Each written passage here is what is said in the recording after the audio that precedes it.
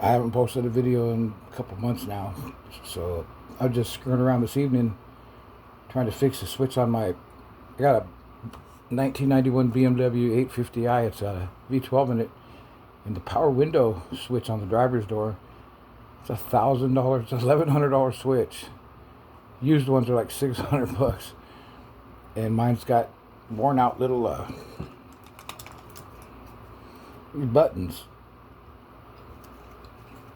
These buttons right here represent. This is your door lock. Driver's door, passengers. Oh, driver's window, passenger window. Up, down, up, down. Back seat, up, down, up, down. You could tell, you could see the wear on those things. Only one of these buttons or two of them really work. You can hear it click now, that one.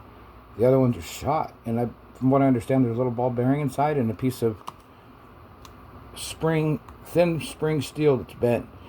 And when you do the rocker here, when you push the up down direction on the rocker, it has a little nodule in there that pushes this button.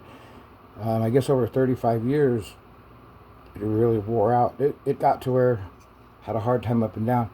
It's 2 in the morning. I've been at this for a couple hours trying to not spend $1,000 on this switch. And I think what I'm going to do, and it'll work, I'm going to go into the Pick Your Part, LKQ's junkyard over here that's about half hour away from me. And I'm going to find a similar year BMW, 1991, around that area. I'm going to pull one of the switches out of the car, out of the door panel. And I have a strong feeling it's going to have these surface mounted contact switches. All they are is a little square switch with 4 pins on the back. And I'll bet you I could find one. You can't buy these individually. And I'm scared to even desolder them and open them up because they're not going to go back together well. But anyways, I didn't want to go downstairs, put on my clothes and find my soldering iron downstairs. So this video is actually about this emergency soldering iron. This thing works. Got this little crazy torch that I don't really use for anything.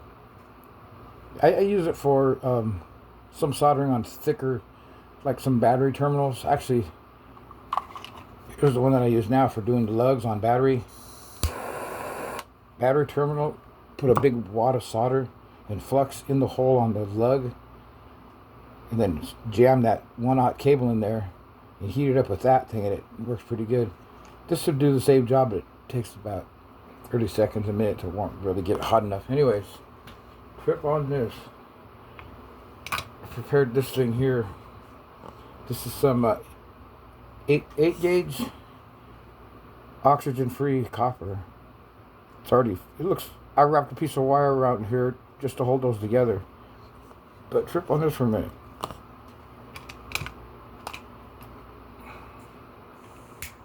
I'm just going to heat up my flux for a second just to get it wet.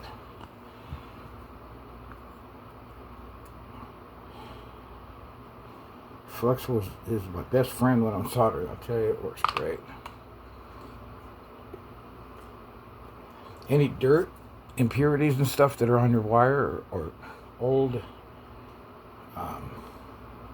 just weathered crap, it won't allow the solder to penetrate, and the flux just cuts right through it when it's hot. So I just made this a few minutes ago, but trip on this.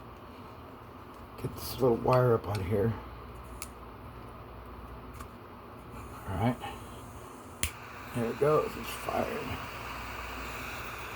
Now watch this.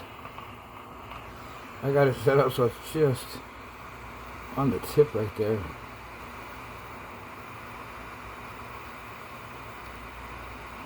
You could even use the flame and heat up your wire first, but this is enough to in a squeeze. Imagine you're out somewhere and you got to do some kind of soldering and you don't have a soldering iron. And it's not the best. This is steel, real copper, real soldering tips. But they're copper, I believe, or coated with something. I use pieces of solid 4-gauge ground wire that you use like on a house when you're grounding the electrical panel. I cut little lengths of that off and jam them into my soldering iron, and it works really well for a soldering tip. Ow.